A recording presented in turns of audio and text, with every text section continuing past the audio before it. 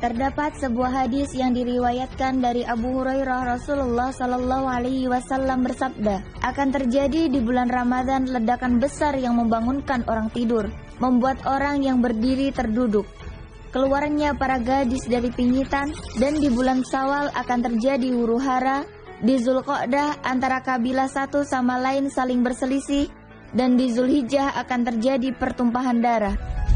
Sedangkan hadis lain yang semakna dengan hadis di atas dinisbatkan periwayatannya kepada sahabat Ibnu Mas'ud.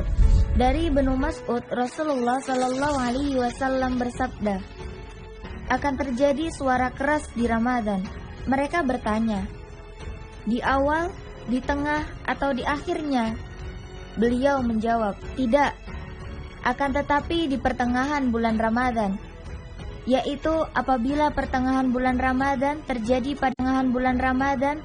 pada hari Jumat, maka akan ada suara dari langit, karena suara itu akan tersungkur 70.000 orang, menjadi bisu 70.000 orang, menjadi buta 70.000 orang, menjadi tuli 70.000 orang. Mereka bertanya, siapa yang selamat dari umatmu? Beliau menjawab, siapa yang tetap di dalam rumahnya, meminta perlindungan dengan sujud dan mengeraskan ucapan takbir kepada Allah. Kemudian disusul suara lainnya. Suara pertama adalah suara Jibril, sedangkan suara kedua adalah suara setan. Dan suara ini terjadi di Ramadan. Di Syawal akan terjadi huru-hara. Zulqa'dah akan terjadi perselisihan antar kabilah. Di Zulhijjah para jamaah haji akan diserang, sedangkan atas nama Nabi Shallallahu Alaihi Wasallam. Kemudian beliau berkomentar, hadis ini sama sekali tidak sahih, namun hadis batil dan kedustaan.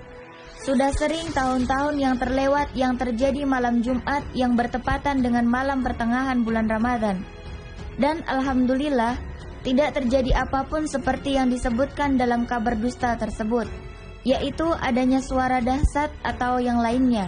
Karena itu disimpulkan bahwa setiap orang yang mengetahui pernyataan ini tidak boleh baginya untuk menyebarkan hadis batil ini, namun wajib untuk dihilangkan dan diingatkan akan kebatilannya.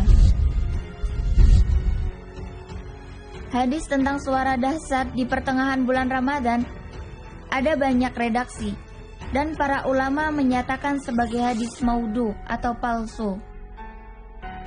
Demikian pula As-Suyuti dalam Al-Lali Al-Masnu'ah, beliau menyebutkan hadis sejenis dengan berbagai redaksi semuanya cacat. Sebagian ada yang redaksinya panjang dan ada yang redaksinya pendek. Yang paling panjang redaksinya hadis dari Ibnu Mas'ud. Membuat sensasi bagi sebagian orang memang menyenangkan, tapi Anda perlu waspada. Jangan sampai melibatkan informasi agama tanpa bukti yang valid. Dan bagi kita agar tidak mudah menyebarkannya, agar kita tidak termasuk golongan yang disediakan satu seat di neraka lantaran berdusta atas nama Nabi, menisbatkan suatu perkataan palsu sebagai ucapan Nabi. Wallahu a'lam bishawab. Wassalamualaikum warahmatullahi wabarakatuh.